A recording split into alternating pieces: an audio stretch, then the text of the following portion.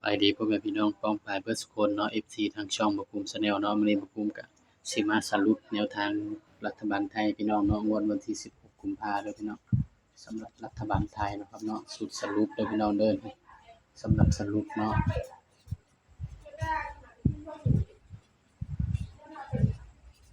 สรุปตามไทยเนาะพี่น้องเนาะ16กุมภาพันธ์69เนาะ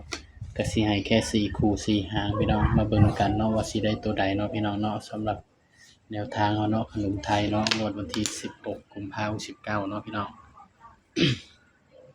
ตาว่าวินเนาะพี่น้อง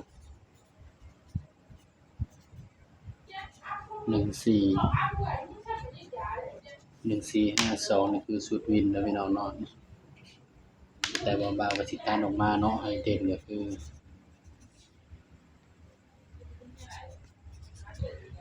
อ4กับ5เนาะพี่น้องสูตรวินก็คือ1452เนาะเด่น4กับ5เฮาก็มาจับคู่นำกันพี่น้องบัดนี้สำหรับสูตรตำไทยเนาะสรุป4คู่4หางเน้นๆเนาะพี่น้องเนาะเฮาก็มาจับสูตร3ตัวนำกัน145 142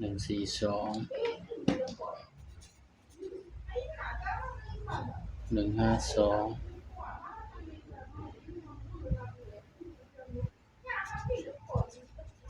452อันนี้คือชุด3ตัวเนาะ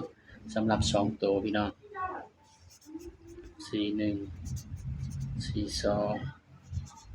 51 52นี่เด้อพี่น้องสำหรับสรุปเนาะตามไทยงวดวันที่16เนาะย้ำว่าตัวเลขก็เป็นเพียงแนวทางเนาะพี่น้องเนาะมีเข้ามีหลุดเนาะมักก็จังตามบ่มักก็เตือนผ่านเด้อพี่น้องเด้อบางก็ให้เพื่อเป็นแนวทางเนาะพี่น้องเนาะสำหรับคลิปนี้ก็ฝากพี่เพียงส่ำนี้เนาะอย่าลืมกดไลค์กดแชร์กดติดตามบ่ภูมิชาแนลนี่เด้อพี่น้องเด้อสำหรับคลิปนี้ก็สวัสดีครับ